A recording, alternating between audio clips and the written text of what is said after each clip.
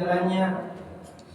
Begitu juga dengan bapak-bapak hadir di tempat yang mulia ini, yang insya Allah yang dimuliakan Allah Subhanahu wa Ta'ala. Mudah-mudahan kehadiran kita di majelis ilmu, yaitu majelis yang dibangga-banggakan oleh malaikatnya Allah, majelis yang mana pengampunannya Allah Subhanahu wa Ta'ala tercurah di dalamnya. Apa yang kita niatkan duduk di tempat yang mulia ini, Allah Subhanahu wa Ta'ala qabul daripada hajat-hajat kita. Amin ya rabbal alamin. Allah Subhanahu wa Ta'ala sembuhkan daripada penyakit-penyakit kita, dan kita masuk surganya Allah Subhanahu wa Ta'ala bi ghairi hisabin. Amin ya rabbal alamin. Pertama-tama marilah kita bersyukur kepada Allah Subhanahu wa Ta'ala, mengucapkan alhamdulillahi rabbil alamin atas nikmat Allah Subhanahu wa Ta'ala. Kita hadir di majelis yang mulia ini, yaitu majelisul ilm, yaitu majelisnya para malaikatnya Allah Subhanahu wa Ta'ala. Dan perlu kita ketahui nikmat yang terbesar yang Allah berikan kepada kita, yaitu nikmat iman dan Islam. Katakan oleh Allah, apabila kalian menghitung nikmat yang aku berikan kepada kalian, la tuhsuha. Wa in ta'uddu nikmat Allah la tuhsuha. Apabila engkau mau menghitung nikmat yang aku berikan kepada kalian, la tuhsuha, kata Allah, niscaya kalian tidak dapat menghitung nikmat tersebut. Karena saking banyaknya nikmat yang Allah berikan kepada kita. Bahkan Allah mengulang-ulang daripada ayatnya, fabi ayyi ala'i rabbikuma tukadziban. Nikmat mana lagi yang aku berikan kepada kalian tapi kalian dustakan. Saking banyaknya nikmat yang Allah berikan kepada kita, ini sampai kita itu lupa bahwasanya nikmat yang paling terbesar yang Allah berikan kepada kita itu nikmat iman dan Islam. Yang kedua, salam dan salawat kepada junjungan Nabi besar kita Nabiullah Muhammad sallallahu alaihi wasallam, yang mana beliau adalah panutan kita, idola kita, yang akan menuntun kita semua masuk surganya Allah Subhanahu wa Ta'ala. Dikatakan di dalam sebuah riwayat bahwasanya tidak akan masuk surga umat-umat sebelumnya kecuali dimasuki umatnya baginda Nabi besar Muhammad sallallahu alaihi wasallam. Karena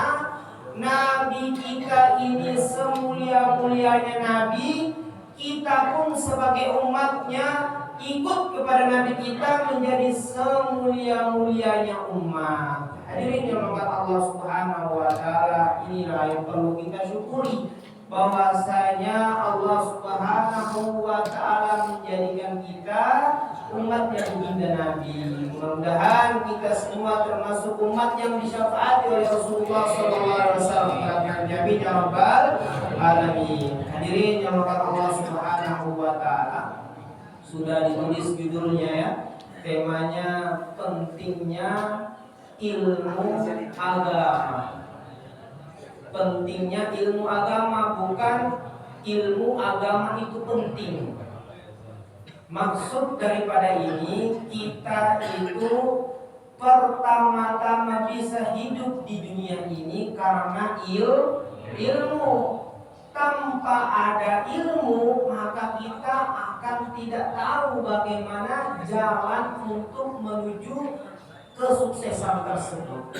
Maka Imam Ghazali mengatakan, orang yang berilmu itu adalah orang yang sukses. Orang yang berilmu maka dia adalah orang yang pasti dan pasti akan mendapatkan kebahagiaan dunia dan di akhirat. Maka kedatangan kita di majelis ilmu ini, kita ini sama-sama mementingkan kalau kita menjadi orang yang berilmu, pasti kita sukses dunia dan akhirat. Bukan hanya kita datang, tapi mengambil ceramahnya saja, bukan kita datang cuma mau mendengarkan sholawatnya saja, tapi bagaimana pulangnya dari sini kita dapat mengamalkannya dan mempraktekannya dan menyampaikannya kepada sanak famili kita, keluarga kita, sama-sama nanti bisa mengamalkannya. Pertama, diriwayatkan oleh Imam Bukhari wa Muslim wa Ibnu Majah di dalam kitabnya Al-Hafidz Ad-Dimyati Ad-Damaskus Al-Majru' Ar-Rabih, dikatakan di situ diriwayatkan oleh Abi Qatadah, beliau mengatakan idza mata ibnu Adam in qata amalahu illa bisalas, kata Rasulullah.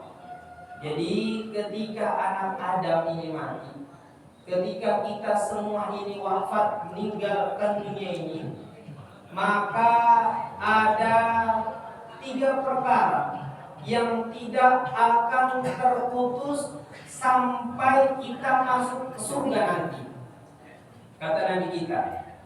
Dan 3 perkara ini dominan atau lebih condong orang mendapatkannya atau mudah mendapatkannya, terus amalan ini berlanjut sampai nanti dia masuk surganya Allah. Bahkan di surga pun dia bertemu dengan amalan itu. Apa amalan itu? Pertama adalah waladun saleh yad'ulah. Pertama adalah anak yang soleh yang mendoakan atasnya atau mendoakannya terus dari hidupnya hingga wafatnya, dan wafatnya hingga masuk surganya sampai bertemunya di dalam surga. Pertama apa? Anak yang soleh. Dan ini dimufakat oleh Imam Bukhari, Imam Muslim, dan muttafaq alaih, tidak ada perselisihan atasnya. Bahkan Salafi Wahabi memakai hadis ini bahwasanya anak yang soleh yang mendoakan atasnya kebaikan baginya. Hadirin yang dirahmati Allah Subhanahu wa taala, sekarang pertanyaannya, bagaimana caranya anak kita itu menjadi anak yang soleh? Maka dicontohkan oleh Nabi kita, Nabi Ibrahim alaihissalam, Nabi Yakub alaihissalam, Nabi Zakaria alaihissalam. Bahkan nabi-nabi sebelumnya mencontohi kita bagaimana caranya anak itu menjadi anak yang soleh. Satu aja caranya, bagaimana kita itu semua menjadikan diri kita soleh. Kalau kita ini menjadi orang yang soleh, insya Allah keturunan kita akan mengikuti daripada kita. Pepatah mengatakan harimau tidak akan melahirkan seekor anak kambing. Harimau pasti melahirkan anak harimau. Kenapa bisa seperti itu? Karena ayahnya sudah menjadi harimau. Tidak akan anaknya menjadi seekor kambing. Hadirin yang dirahmati Allah Subhanahu wa taala, inilah anak-anak mereka. Anak-anak mereka menjadi anak-anak yang saleh karena salah satunya orang tuanya menjadi saleh. Hadirin yang dirahmati Allah Subhanahu wa taala, apabila perkara ini kita tidak pegang, maka susah anak ini menjadi anak yang saleh. Yang kedua, kita mengikuti Imran. Imran ini mempunyai anak yang namanya Maryam, diberikan oleh Nabi Zakaria. Kenapa seperti itu? Kalau kita diberikan contoh oleh Nabi kita, tidak bisa mendidik anak itu menjadi anak yang soleh, berikan kepada orang yang soleh, orang yang alim, orang yang paham agama. Bagaimana anak kita itu dipahamkan agama seperti apa yang kita cita-citakan. Insya Allah anak itu akan tumbuh dan tumbuh terus dengan amal, dan perkara-perkara yang didapatkannya kepada kita itu akan kita dapatkannya di yaumil qiyamah nanti. Jangankan di yaumil qiyamah, anak di dunia yang baik saja, yang saleh saja, insya Allah tidak dibicarakan oleh banyak orang. Tidak pernah digibahi, tidak pernah dibicarakan keburukannya. Yang dinilai adalah kebaikannya. Anak siapa si fulan itu? Anak fulan itu anaknya fulan ono. Anak siapa si fulan itu? anaknya itu dia hafid ya, alhamdulillah dia khatam 30 juz.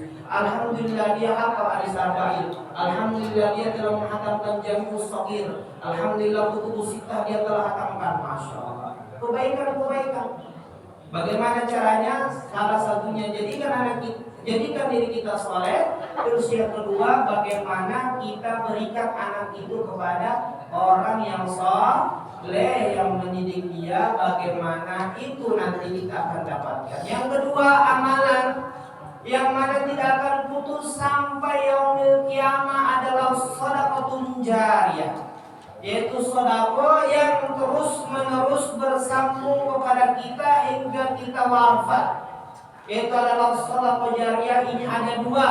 Yang pertama adalah ilmu, yang kedua adalah materi.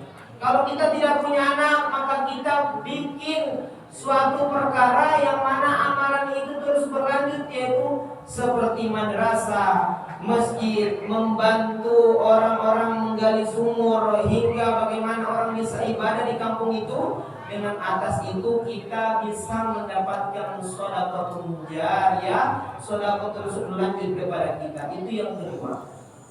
Yang ketiga adalah apa kata Nabi? Adalah ilmu yang bermanfaat, yang mana dia ketika masih hidup sampai wafatnya masih dikenang atas ilmunya. Itu adalah orang-orang yang mana mengajarkan kita ilmu agama. Jadi menurut Allah Subhanahu wa taala ada dua perkara yang paling penting kita pegang dalam mengajar ilmu agama biar kita ini tidak sombong. Yang pertama adalah kita tanamkan dalam diri kita orang-orang yang pertama mengenalkan Islam